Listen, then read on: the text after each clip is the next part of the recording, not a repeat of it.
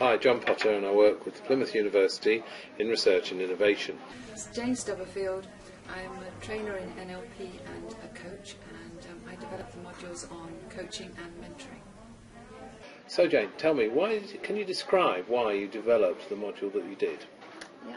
Because, that's something, as you know, I'm really passionate about coaching and mentoring and its role in learning and development in organisations.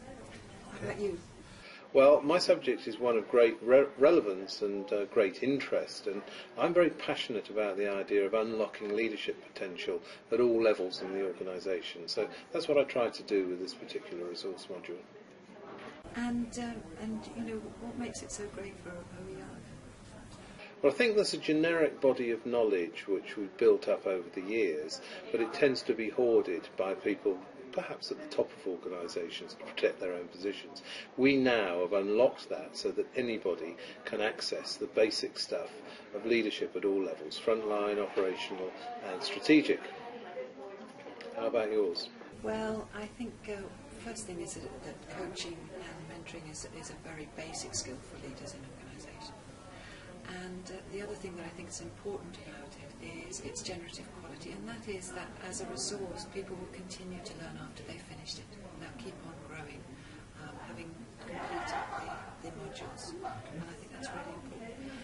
And also I think it's an important one in terms of the impact on the culture of organisations. The more people that we can have with a coaching or a mentoring mentality in organisations, better it's going to be. Okay.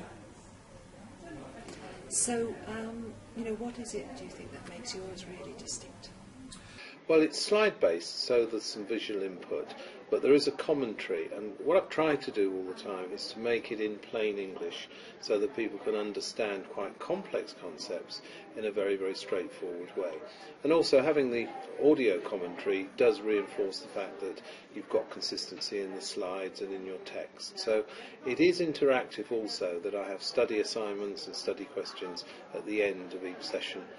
And at the end of each slide, so that by the time the person's worked through one of the sessions, they've actually had to go at 10 mini assignments. So it's very interactive.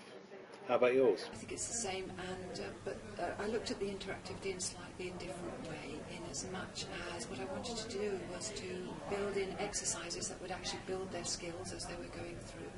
So that's one of the things that I think that makes that distinctive. Okay. And what about some challenges?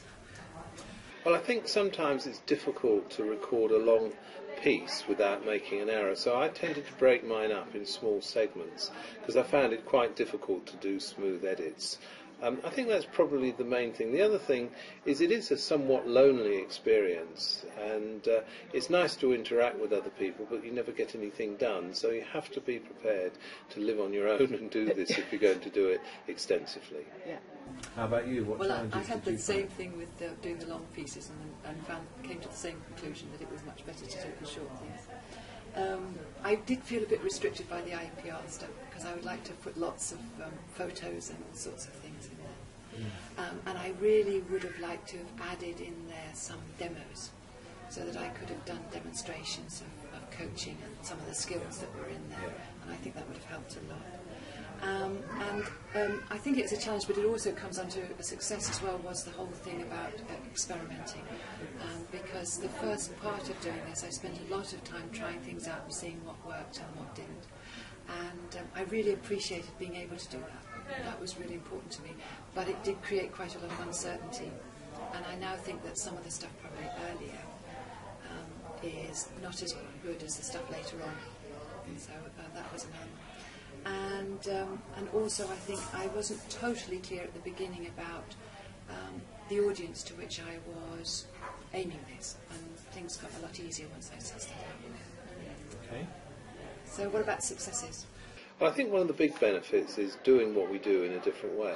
When we lecture or give talks, so often that's it when you've given the talk. At least now we've captured some of our pearls of wisdom, and I think it's a great experiment to master the technology, create a format that works, and really to get slick with doing it. So I think one of the real successes is moving into another domain in terms of getting the messages across and producing learning. Okay, what are your successes that you've identified? Well, I think one of it was about the learning process, so the whole thing got much easier. So the first one I did took a lot longer because of the experimenting, and the second one was much easier to do.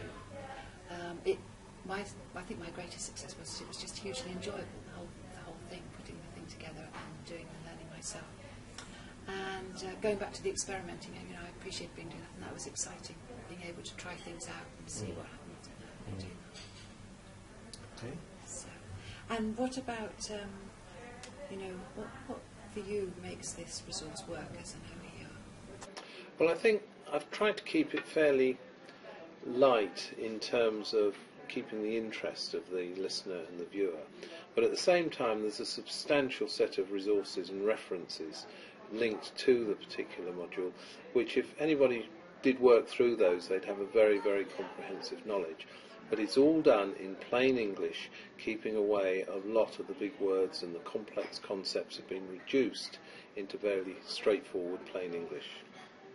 Okay, so if you were to reflect on your own personal experiences in a little bit more detail, what did you really think about doing this project? Well, as I said, I found it hugely enjoyable, very good for my own personal development and growth, and has got me really intrigued about how to do this sort of thing more, and how I can improve on it and develop that even further. And I'm really excited to find ways that it's going to be used in organisations and places, and to find how it's used and how it's received. How about you?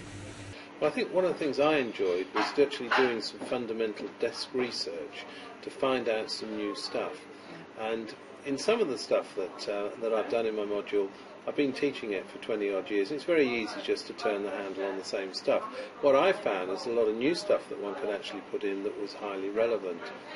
In the case of one of the other ones that I've done on project management, I found it very useful to revisit a subject that I did maybe 20 odd years ago that now is highly involved with software, and so there was a lot of leading edge stuff. So doing the desk research was really enjoyable, and then putting it into practice in simple language. Brilliant. Thank you.